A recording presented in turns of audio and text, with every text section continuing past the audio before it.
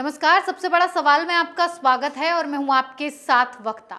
एक तरफ केजरीवाल का गुस्सा स्वाभाविक है कि गुजरात चुनाव सिर पर हैं, पंजाब के पड़ोस में हिमाचल प्रदेश में भी कुछ कर गुजरने की उनकी तमन्ना है और उसके बाद कर्नाटक में भी अगर कुछ हो जाए तो 2024 के लिए बायोडेटा अच्छा तैयार होगा। लेकिन जांच एजेंसियों से पीछे ही नहीं छूट रहा है तो वहीं दूसरी तरफ विपक्षी एकता में फिर फूट पड़ती दिखाई दे रही है, क्योंकि विपक्ष ने अरविंद केजरीवाल को ठेंगा दिखा दिया है। इस एकता से केजरीवाल को बाहर कर दिया है। क्यों? बड़ा सवाल। क्या होगा 2024 में केजरीवाल का? इसी पर चर्चा के लिए हमारे साथ मौजूद हैं कैपिटल टीवी के editor in chief doctor Manish Kumar ji. Doctor साहब, आपको बहुत बहुत स्वागत है। धन्यवाद। डॉक्टर साहब, 2024 में मोदी के सामने केजरीवाल अकेले टिक पाएंगे, क्योंकि विपक्ष ने तो पल्ला झाड़ लिया है? देखिए, राजनीति में जरा ज्यादा चालाक व्यक्ति जो होता है ना, वो मुंह की खाता ही है जी।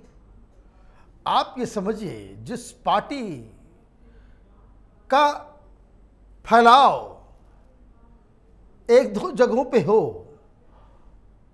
वो प्रधानमंत्री बनने की सपना देखे जी। तो सपना तो देख सकता है, इसमें कोई दिक्कत नहीं है। आपके पास अभी एक भी लोकसभा में सांसद नहीं है। प्रधानमंत्री बनने के लिए लोकसभा में बहुमत की आवश्यकता है 272 जी। वो तो आपको आना है नहीं, तो आपको दोस्तों की जरूरत पड़ेगी जी। गठबंधन में शामिल होना पड़ेगा जी। ये चतुर चालाक कि सबसे पहले रेस में चले जाए। इनके साथ जो कांड हुआ है, कहानी सुनिएगा, बड़ा आश्चर्यचकित हो जाइएगा जी। आप लोगों ने देखा होगा कई बार, जब रेस शुरू होता है दौड़ने का, तो वहां पे जो रेफरी होता है वो शॉट चलाता है जी। उसके बाद स्टार्ट होता है। उसके पहले वो कहता है गेट सेट गो, है ना जी। और उसके बाद वो फायर करता है।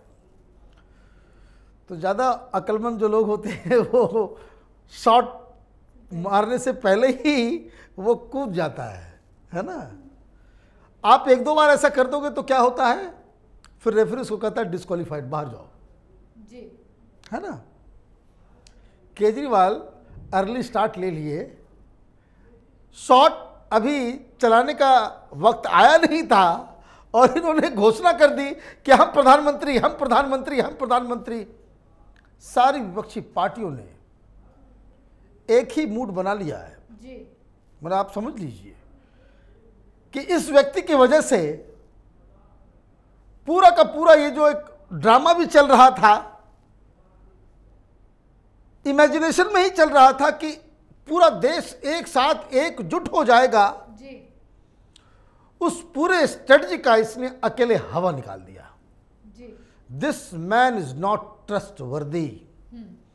आपके पास संख्या नहीं और आपको चाहिए दोस्तों की मदद, अलायंस पार्टनर्स, और अलायंस पार्टनर से आप बात करने से पहले ही आपने अलायंस पार्टनर के ऊपर एक ऐसा कुठाराघात कर दिया कि सारे लोग नाराज हो गए जी।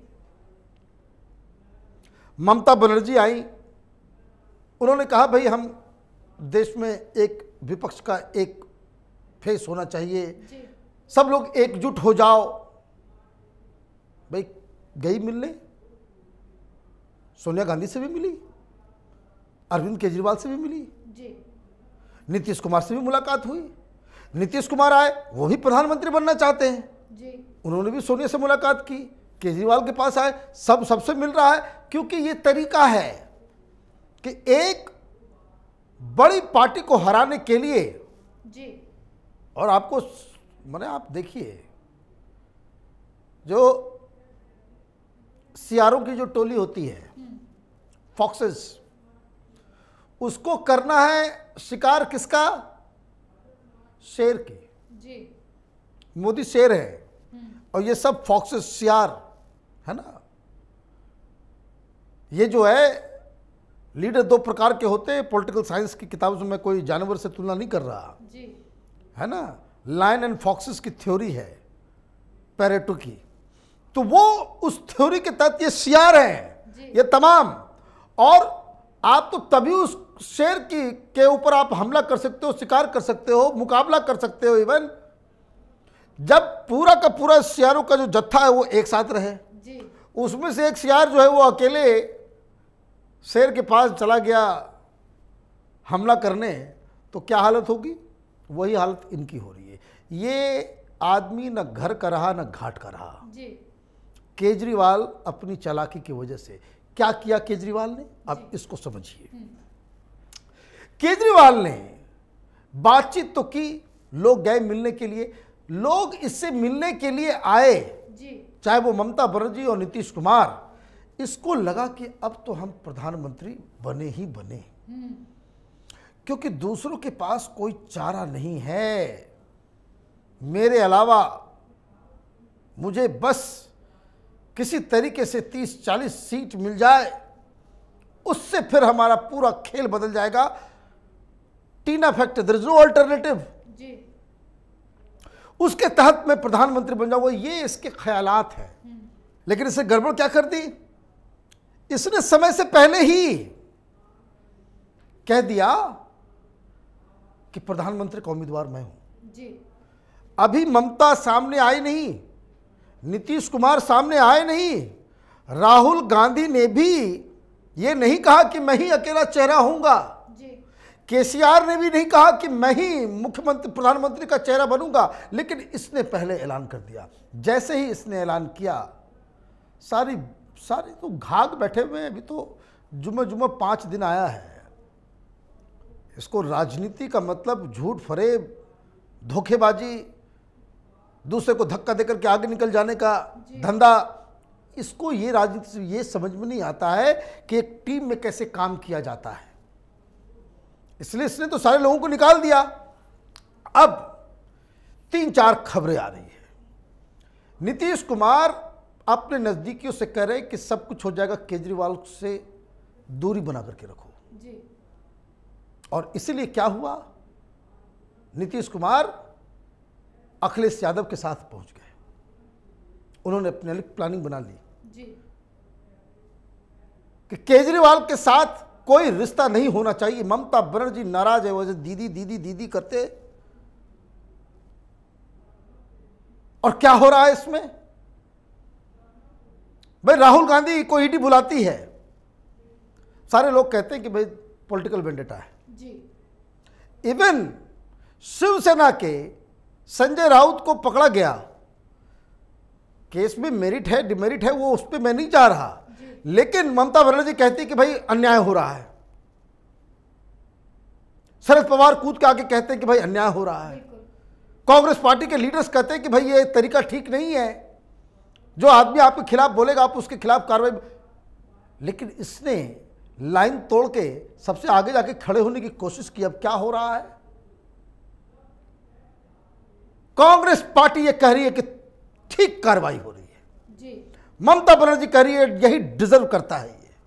ये एक व्यक्ति, ये जो सारी कार्रवाइयां हो रही हैं ईडी की, चाहे अमानतुल्लाह के ऊपर हो, चाहे दुर्गेश पाठक के ऊपर हो, चाहे वो संजीव झा के ऊपर हो, चाहे वो सिसोदिया के ऊपर हो, चाहे वो सत्येंद्र जैन के ऊपर हो, चाहे वो अलग अलग आम आदमी पार्टी के लोगों के खिलाफ ये जो सेंट्रल एजेंसी काम कर रही है, सब लोगों ने अब साथ छोड़ दिया कि इसको जाने दो, मरने दो।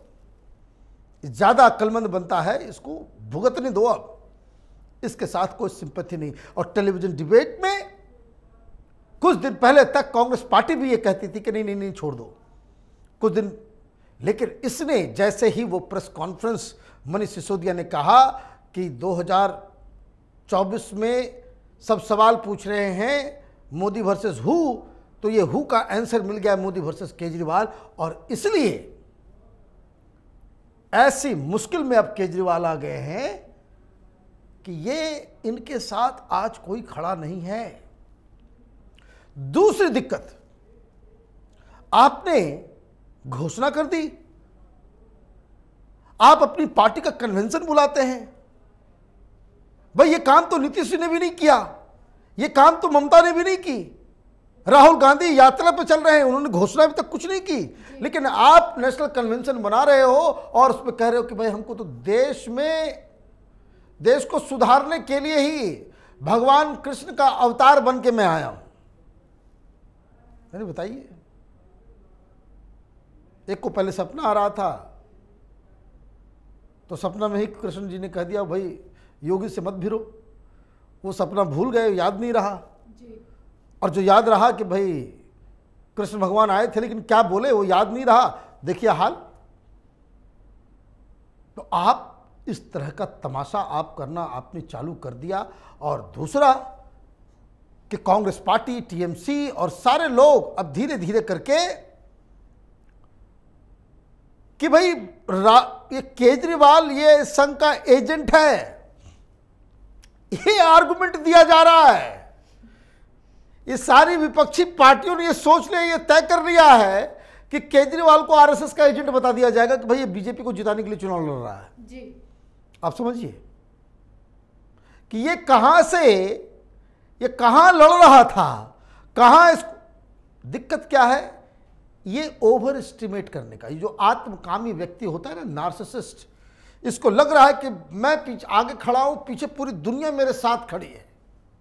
ये कौन है राहुल गांधी, कौन है नीतीश कुमार, कौन है ममता बनर्जी, ये कौन है शरद पवार। आप सबको डिसरिस्पेक्ट करके आपने अकेला चलने का जो रास्ता अपनाया, ये सारी विपक्षी पार्टियां केजरीवाल से नाराज हो गई। यानी कि केजरीवाल का ओवर कॉन्फिडेंस इस बार उन्हें पूरी तरह से ले डूबा है। देखिए, ओवर कॉन्फिडेंस तो उसे होता है जो यथार्थ में बिलीव नहीं करता। अब आप क्रिकेट खेलते हैं गली मोहल्ले में और आपको सपना आने लग जाए कि आप सचिन तेंदुलकर से बेहतर बैटिंग करते हैं, आप जो कवर ड्राइव जो है वो कोहली से ज़्यादा बेहतर मारते हैं, तो आपको क्या कहेंगे? Over confidence. ओवर कॉन्फिडेंस जो है वो उस तरह के दिमागी हालत को वो सिग्निफाई करता है जिसको कहते हैं कि भाई खिसक गया है जी, थोड़ा पेच ढीला हो गया या टाइट हो गया है, you are not in your normal sense. Delhi में 7, पंजाब में 10, उससे ज्यादा कहां। तो ये आपको ये सोचना पड़ेगा कि आप कितना झूठ, आप दिक्कत क्या है कि आप झूठ के आधार पे कि पब्लिक को आप बेवकूफ बना जाते हो, मीडिया के जरिए लोगों को जो है आप बरगला। अभी देखिए क्या हुआ, आपका सबसे बड़ा जो एसेट था जी, कि हम कट्टर ईमानदार हैं, अब एक सप्ताह से वो कट्टर ईमानदार शब्द गायब हो गया है। क्यों? लोग हंसते हैं कि केजरीवाल अगर कट्टर ईमानदार हो गया, आम आदमी पार्टी कट्टर ईमानदार है, तो भाई चार्ल्स सोबराज जो है वो संत था, तो वो संत था। ये अजीबोगरीब कहानी। तो आपके ऊपर ये तगमा लग गया कि आप झूठे हो जी, भरोसे के लायक नहीं हो, आप अपने सेल्फिश इंटरेस्ट की वजह से आप एक टीम प्लेयर नहीं हो, विपक्ष में आपका कोई स्थान नहीं है जी। और मैं आपको बता दूं, कांग्रेस के बहुत सारे लीडर से कहते कि हम लोगों से गलती हो गई, हम लोगों से गलती हो गई कि हमने बीजेपी को रास्ता हटाने के लिए इस बीमारी को हमने ऑक्सीजन दे दिया जी। केजरीवाल 2014 पहले जो चुनाव हुआ था 2013 में, जब उसे बहुमत नहीं मिली थी, उस वक्त अगर कांग्रेस पार्टी ने इसकी सरकार नहीं बनाई होती तो आज कहीं नहीं होता जी। तो कांग्रेस पार्टी, तमाम विपक्ष, केजरीवाल का अब मजाक उड़ाना इन लोगों ने शुरू कर दिया है। केजरीवाल न घर के रहे हैं न घाट के रहे हैं, और इनके हाथ से, इनके सामने से ये जो 2024 का जो कन्वेंशन जो बना करके जो घोषणा, प्रेस कॉन्फ्रेंस करके घोषणा, ये सब कुछ जो कर रहे हैं, और ये तमाशा कि मीडिया हमें नहीं दिखा रहा, ये विपक्षी एकता के अंदर पहली फूट की निशानी है जी। कि इन लोगों ने जैसे चाय के कप से मक्खी निकाल के बाहर कर देते हैं, वैसे ही विपक्ष ने अपने खेमे से केजरीवाल को बाहर निकाल के फेंक दिया है। जी डॉक्टर साहब, बहुत बहुत धन्यवाद इतनी जानकारी के लिए। धन्यवाद। केजरीवाल एक साथ दो मोर्चों पर जूझ रहे हैं। एक तरफ जांच एजेंसियों को लेकर पीएम मोदी पर बरस रहे हैं, तो दूसरी तरफ उनके नेता और 2024 का चुनाव है। लेकिन उन्हें तगड़ा झटका देते हुए विपक्ष ने केजरीवाल को ठेंगा दिखा दिया है और कांग्रेस से नजदीकियां बढ़ गई हैं। अब केजरीवाल अकेले 2024 के मैदान में और गुजरात के मैदान में टिक पाएंगे, ये बड़ा सवाल है। फिर किसी और मुद्दे के साथ हाजिर होंगे। बने रहिए कैपिटल टीवी के साथ। नमस्कार।